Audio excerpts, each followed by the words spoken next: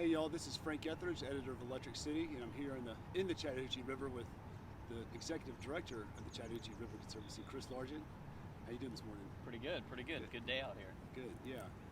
So this coming up Saturday, the 26th. 26th. In Chattahoochee Brewing, y'all have a kickoff to the Shoal Lily or the Spider Lily. About that program, we're standing in front of these right now, which is a morning blooming. I guess we just call it rare, indigenous to this area. It was a native species here. It was all but eradicated with the building of the dams that provided the electricity for the mills and everything. So it's a really exciting project to see these back in the Chattahoochee River, and seeing these blooms means years of dedication to keeping this water and keeping this area clean. Yeah. So help me out with this program. It's a few years deep. Y'all have had some success though. Absolutely. Well, this is one of the products of success. These flowers take 2 to 3 years to bloom at a minimum, and so you see we've got 3 or 4 blooms here. There's a couple here, and we can spot just in this general area about a dozen blooms altogether. So it's really exciting to see that these have taken hold, and through all the flooding and through the high water and everything, that they've been able to survive. Yeah, so excuse my ignorance, is do y'all throw out seeds, or how do y'all do the planting? No, absolutely. So the seeds are collected at a spot on Flat Shoals Creek, further up the Chattahoochee, and then those are actually germinated in a water bath. We mimic the river's natural flow and the cool water, and then once they grow radicals, they're then potted and grown for an entire year in pots with fertilizer and everything to ensure that they have strong enough root systems, and then we take those roots and transplant the plants into the areas. The best thing to do is find cracks and rocks where we can wedge them in, and then from there the roots spread and hold on to everything. It's also a very incredibly rare species, isn't it? It's just here in a few places, South Carolina. It is pretty rare. There's only about 5 areas that this still occurs. The Flint River has a large stand of them. The Cahaba River, they like to call it the Cahaba Lily, naturally. And then there's a few areas in South Carolina, North Carolina. And there were some on the Old Mulgee, I think, years ago, but not sure about that population anymore.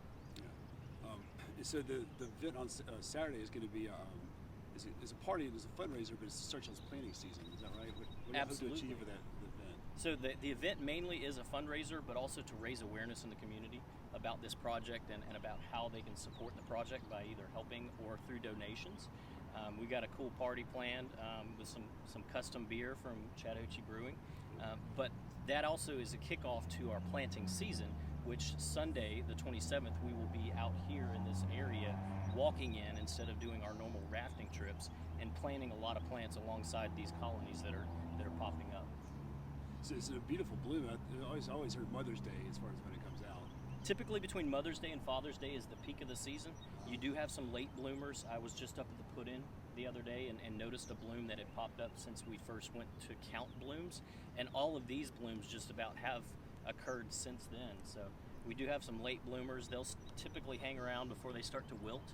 And the interesting part is only one of these typically blooms per plant and per day. So one will pop up and then it'll start wilting, and then another one will pop up. As you can see, you've got one that's wilted, and then we've got another plant hiding right behind it. That flower should bloom in the next couple of weeks, and the same thing here. And something else I know the River Conservancy is working on is one of those water goats, which is a trash trap essentially for where the creeks hit the river. Y'all done those, installed those a few places. Absolutely. Right now we have a working trash trap on Bull Creek that has been there for a little over a year. That one has stopped 1,000 pounds at least just this year alone. And then we have one coming in on Mill Creek here in just a few weeks. And then a couple more, one on Lindsay Creek in partnership with Columbus State University. And then we will also be installing one in Cooper Creek right inside the park to raise awareness about the non-point source pollution issues that we have, but also to educate the public on how they can help us make this watershed a better place.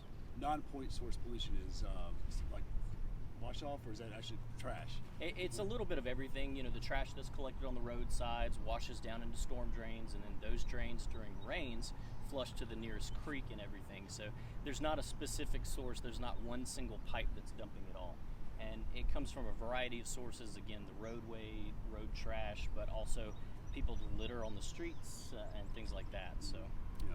Well, it's all important work. Appreciate what you're doing. The Spider Lily is just a beautiful thing that's special, unique to Columbus, and I'm glad that y'all are working on this. Absolutely. Our goal is to have this whole place covered in blooms at some point in the next decade. That's great. All right, Chris, thank you very much. Absolutely. Thanks, Frank.